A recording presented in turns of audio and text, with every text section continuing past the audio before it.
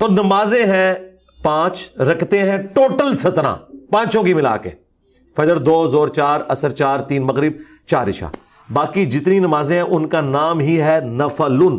اور حیران کن بات، عربی میں نفل کہتے ہیں فالتو کو، مال غنیمت کے لیے ہے انفال، جس کا نام ہی ہے فالتو اس کو یہ کہہ رہے ہیں اس کے بغیر نماز ہی نہیں ہوتی۔ یہ کہتے ہیں نہیں ہم سنتے کہہ رہے ہیں، جس سنت کا لفظ کسی حدیث میں موجود نہیں ہے۔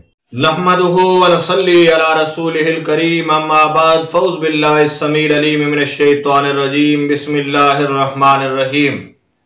سامعین و ناظرین، اہل سنت والجماعت کے اجماعی موقف کی مخالفت کرنا مرزا جیلمی کا کام ہے۔ لوگ جو اس دھوکے میں سے سنتے ہیں کہ یہ اہل سنت والجماعت ہے، یہ قطعاً اہل سنت والجماعت سے اس کا کوئی تعلق نہیں ہے، اس کا کوئی نظریہ بھی اہل سنت سے نہیں ملتا۔ یہ رافضی ہے اور اس میں کوئی شک نہیں ہے کہ اس کی رافضیت بالکل کھل کر سامنے آ چکی ہے، اور میں کئی بیانات میں، کلپوں میں اس کی وضاحت کر چکا ہوں۔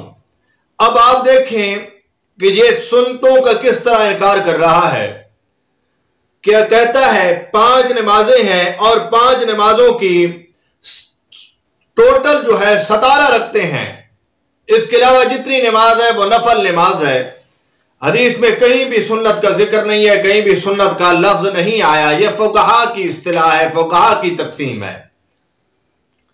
تو سب سے پہلے تو میں یہ کہنا چاہتا ہوں، اس کو سننے والے، اس کو ماننے والے میری بات کو غور سے سنیے گا۔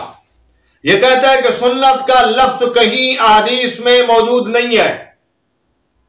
بات یہ ہے کہ اسے پوچھتے ہیں ہم یہ ہیں کہ بتائیے کہ جو حدیث کی آپ نے قسمیں بناتی ہیں، یہ حسن ہے، یہ ضعیف ہے، یہ صحیح ہے، یہ کہاں حدیث میں موجود ہے کہ نبی علیہ السلام نے فرمایا ہو کہ یہ حدیث حسن ہوگی، یہ صحیح ہوگی، یہ موضوع ہوگی، یہ ضعیف ہوگی۔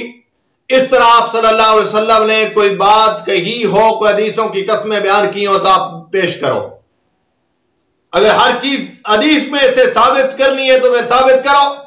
دوسری بات، اس مرزے کا کام صرف کیا ہے؟ رافضیت کو پھیلانا، صحابہ پہ تبرہ کرنا، صحابہ کو گالیاں نکالنا، کبھی حضرت ابوبکر صدیق کو، کبھی حضرت عمر کو، کبھی سیدنا امیر معاویہ رضی اللہ تعالیٰ عنہ کو۔ یہ دیکھتا تو اسے مل جاتی کہ حدیث میں سنت کا لفظ موجود ہے۔ یہ میرے سامنے مصنف ابن ابی شیبہ ہے، اس کی حدیث نمبر ہے 5975۔ اسی طرح ترمذی شریف کے اندر بھی یہی روایت موجود ہے، نمبر ہے 414۔ اسی طرح مسند ابی یعلا کے اندر بھی موجود ہے، 1525 نمبر کی روایت۔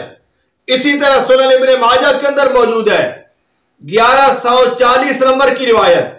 حدیث کے الفاظ یہ ہیں کہ امام الانبیاء صلی اللہ علیہ وسلم نے، حضرت عائشہ فرماتی ہیں، قالت قال رسول اللہ صلی اللہ علیہ وسلم من صابر علی سنتي 10 رکعۃ من السنہ، میرا سنہ، یہ لفظ موجود ہے کہ آپ نے فرمایا جو بندہ ہمیشگی کرے گا 12 رکعتوں پر، میرا سنہ جو سنت میں سے ہیں، جو سنت ہے 12 رکعتیں، آپ نے فرمایا بن اللہ لہ بیتا فی الجنہ، اللہ تعالیٰ اس کے لیے جنت میں گھر بنائیں گے۔ اربعا قبل الظہر، 4 ظہر سے پہلے، ورکعتین بعدہا، اور 2 رکعتیں ظہر کے بعد، ورکعتین بعد المغرب، اور 2 رکعتیں مغرب کے بعد، ورکعتین بعد العشاء، اور 2 رکعتیں عشاء کے بعد، ورکعتین قبل الفجر، اور 2 رکعتیں فجر سے پہلے۔ یہ حدیث میں ان پہ سنت کا اطلاق ہوا ہے، حدیث میں موجود ہے، لیکن یہ مرزا کبھی ماننے کے لیے تیار نہیں ہے۔ دجل سے کام لینا، دھوکہ کرنا اور شریعت کو بگاڑنا اسی کا کام ہے۔ یہ کبھی نہیں مانے گا۔ سنت کا لفظ ان کتب میں موجود ہے، جو میں نے آپ کے سامنے حدیث کے نمبر بتا دیے ہیں، آپ دیکھیں، چیک کریں، دیکھیں، وہاں سنت کا لفظ موجود ہے۔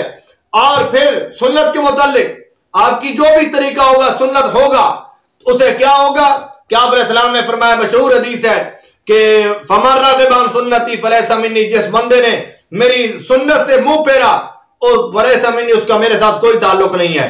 یہ سنتوں کا انکار کر رہا ہے۔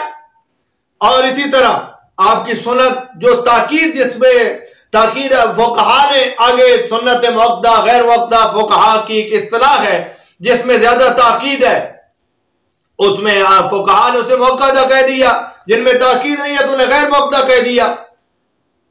سنت ثابت ہے اور پھر سنت کا انکار کرنا، سنت اب نماز پڑھنا، نماز جماعت کے ساتھ نماز پڑھنا بھی تو سنت ہے، اس کی پھر کوئی اہمیت نہیں ہوگی جی، سنت کی کوئی اہمیت نہیں ہے تو جماعت کے ساتھ نماز پڑھنے کی کوئی اہمیت نہیں۔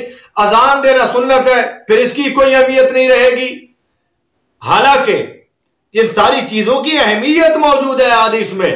اس لیے فمن راغب عن سنتی فلیس منی، مسلم کی ایک حدیث میں موجود ہے کہ نبی پاک صلی اللہ علیہ وسلم کا فرمان، حضرت عبداللہ ابن مسعود فرماتے ہیں آج صلی اللہ علیہ وسلم نے فرمایا قیامت کے دن جو مسلمان ہونے کی حیثیت سے اللہ کی بارگاہ میں پیش ہونا چاہتا ہے، مسلم کی 654 نمبر کی روایت ہے، اس میں کہ جو مسلمان ہونے کی حیثیت سے اللہ کے پاس جانا چاہتا ہے تو وہ اپنی نمازوں پہ جہاں سے آواز دی جائے تو حفاظت کرے اپنی نمازوں کی، یعنی مسجد میں جا کر نماز کو ادا کرے، گھروں میں نماز جو پڑھے گا تو وہ سنت کو چھوڑے گا، جو سنت کو چھوڑے گا وہ گمراہ ہو جائے گا، جو سنت والے راستے سے ہٹ جائے گا وہ گمراہ ہو جائے گا۔ آپ صلی اللہ علیہ وسلم نے اسے گمراہ کہا ہے جو سنت کو چھوڑے گا۔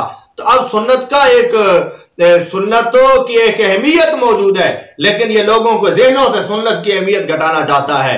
تو میرے دوستو، میں آپ سے درخواست کروں گا، آپ یہ نہ سمجھیں یہ کون ہے اس بات کو کہنے والا، آپ نے یہ سمجھنا ہے کہ کیا حدیث رسول موجود ہے سنتوں پہ، تو پھر آپ اس کو چھوڑیے اور اپنی آنکھ پر برباد نہ کیجیے، اور جو سنت کے ساتھ جڑ گیا وہ کامیاب ہو گیا۔ وما علینا الا البلاغ۔